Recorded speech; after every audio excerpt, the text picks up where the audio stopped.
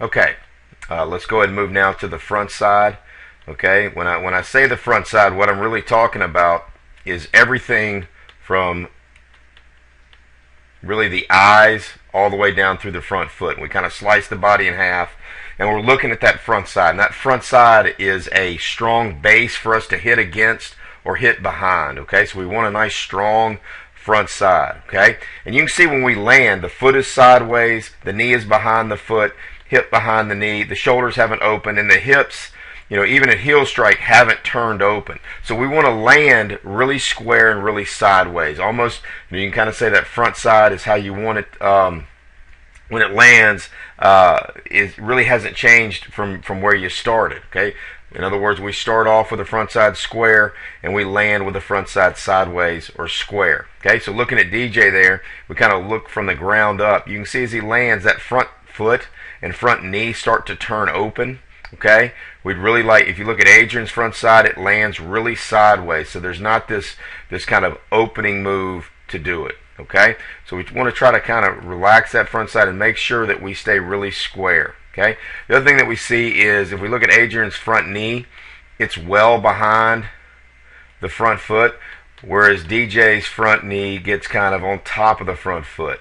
It's somewhat behind, but it's kind of like if you think about a tug of war, you want leverage. You want to feel like your knee is well behind your front foot because it's going to create better leverage and better front side to hit against. There's going to be a little bit less leakage. You can see as we go, DJ's front side starts to kind of open up a little bit prematurely. Okay, and some of that is due to that front foot opening. You see Adrian's knee here still sideways, and DJ's is starting to open up a bit. Okay, and then so continuing with the front side, you can see as DJ gets to the ball, if we look at the spine, we want to feel like on that front side that the front side is tilted. The spine angle is tilted. Okay, whereas DJ is more straight up and down. Okay, and another thing that'll show you a player's turning too much. If you look at this back arm position, you can see how DJ's back arm is really, really bent here. Okay, that's because DJ is kind of turning his whole body into contact. Okay, and so that arm doesn't even come close to finishing. But what's happening with Adrian is that the shoulders actually slow down, which allow the lead arm to whip out into extension. You can see he's much closer to finishing, and you can see how quickly Adrian's hands finish, whereas DJ's, especially in this clip, even off the tee, we're not finishing. Okay, and so it's hard for some to kind of understand that, hey, it's kind of like throwing water out of a bucket. The shoulders are actually going to slow down or stop, which is going to allow the arms to whip out. Okay, so we've got to increase the bracing effect there for DJ. Okay, his head looks like it's okay. You really want to feel like the head stays back. We want the back leg to drive. Okay, but the head to stay back. You can see, DJ is off that back side. The one on the bottom left may be better than the others. Okay, he starts to force some turn there, maybe a little prematurely. But we want to feel like, you look at Adrian, there's no weight on that back foot at all. Okay, but he's got more tilt. Okay, so we want leg drive and tilt.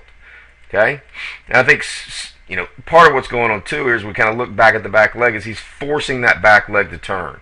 Okay, we want to allow that back leg to turn, but we want to focus on it pressing sideways.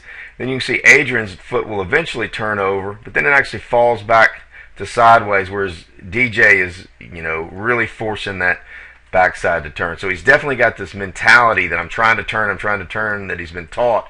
And we don't want to force rotation. Yes, the body rotates, but we don't want to force it. We want to stay sideways. Okay, so he has got to learn, DJ needs to learn a bracing effect. In other words, you look at the top and there's a very different pattern. He is trying to spin his whole body through contact versus Adrian, which is bracing up, okay, and then allowing the hands to whip through. You can see how Adrian gets to the finish position, which means right after contact we get extension and pronation of the top hand. Okay, so we've got to learn better bracing effect. All right, taking a look here at the third and final overall area we're trying to perfect, which is the back arm. Okay, we've covered back leg, which has got to get ready and go sideways every time. And DJ's back leg again looks pretty good there. He just needs to quit forcing it to turn over. And we, press a little bit more sideways. You can see, Adrian's back foot is sliding forward a little bit. It's not the forward slide of the foot we're after. We're just after a stronger sideways drive or sideways press into the ball. Okay, front side, we got to get more knee behind foot better, a little more square on the front foot as well, and we've got to get out of the front side, more tilt out of the body and less turn. Okay. So it's leg drive, and we want the body, the upper body, the front side to tilt, not turn. Okay. Last thing is the back arm. Okay. We want that back arm to work in a throw-like motion. We want to be active at the rotator cuff or the shoulder joint, and really see that the shoulder joint is what moves the elbow. We want to see that elbow work up. You can see DJ doesn't do anything with his elbow at all. It's more of a kind of a hand reach back and drop of the barrel, and the barrel gets wrapped behind his head. Okay, so we've got to improve how he's starting his swing, and really what you want to have is for the hands to stay pretty quiet and for the elbow to work up. Next, everybody's going to take the elbow to the ball in some form or fashion, and at that point we want to feel like the bat is stacked on top of the hands. Okay, this swing the barrel is up a little better. This one you can see it really falling back behind him. Okay, which puts the bat in a very heavy position. Okay, and you also see how the elbow has gotten, or really I really look at it more how the hands have kind of been left behind the elbow. Okay, the elbow does go first, but we don't want to feel like the back arm or back elbow widens and the bat gets left behind the elbow. We want to feel like we are stacked here, elbow on top of hands. Okay, I'm sorry, barrel on top of hands, hands on top of elbow. Okay, when we get to that position. Okay, this one here is a little better. Okay, but you can kind of see the elbow almost trapped behind his body. Okay, and then from there, we already talked about from there. So again, there's basically 3 phases to the back arm. It loads. Okay, phase 2 it slots, and we're checking positions there. And the third and final phase is it finishes, which means that back arm throws out to the ball. Okay, and then right after contact, we get extension and pronation, so it should finish. And we just talked about how DJ is not finishing that back arm. Okay, and it's because he's not bracing. He's trying to spin through the ball. He's trying to spin through it instead of cracking the whip or giving all the energy to the hands by bracing up.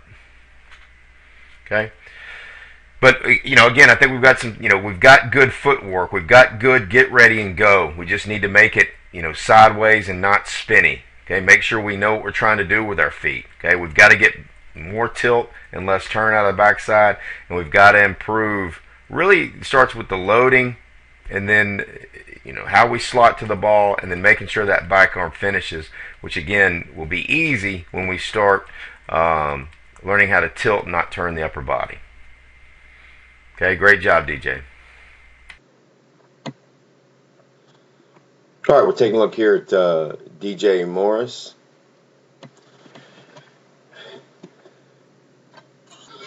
We got 3 different swings here. Obviously, this one off the tee, and then 2 other different swings off of the live pitch. Bottom right is Adrian Gonzalez, formerly of the Padres. Okay, as we go through again, we look at the swing systematically. We look at 3 main areas: back leg, front side, and back arm. Okay, and we're striving for perfection in those 3 areas. We'll start with the back leg. The back leg has 2 primary goals or functions. And it's very simple. That leg must get ready, and it must go. That's all the back leg has to do. It has to get ready, and it has to go. It has to get ready before the pitch, which generally means if someone's taking a natural stride, that foot is up or the back leg is loaded before the release of the pitch.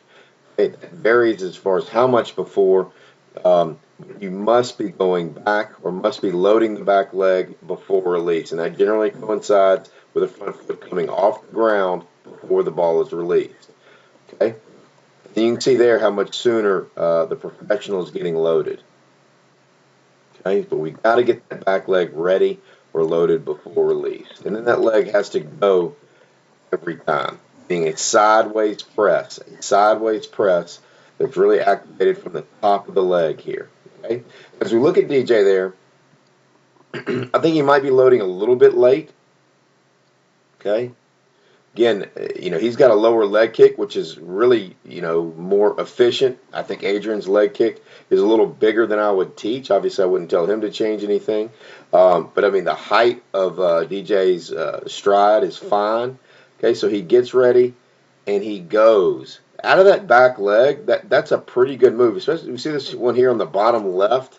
I see a really nice driving component to that back leg. I like that move a lot with what he's doing there. It's very simple. If the stride foot isn't too big, it gets ready and it goes. Just make sure that we're getting ready before release. Okay? Obviously, with Adrian with a bigger leg kick, he has to start a little sooner. But as long as DJ is loading these muscles at the top of his leg before release, we're in good shape there. Okay? And then we want to make sure that that back leg goes every time. That back leg is going to get ready and it's going to press sideways. It's going to go every pitch you see, ideally. Okay? We've got to get ready and we've got to go, meaning go sideways on every pitch we see for the rest of our life, whether we swing or not. The back leg is going to get ready and go.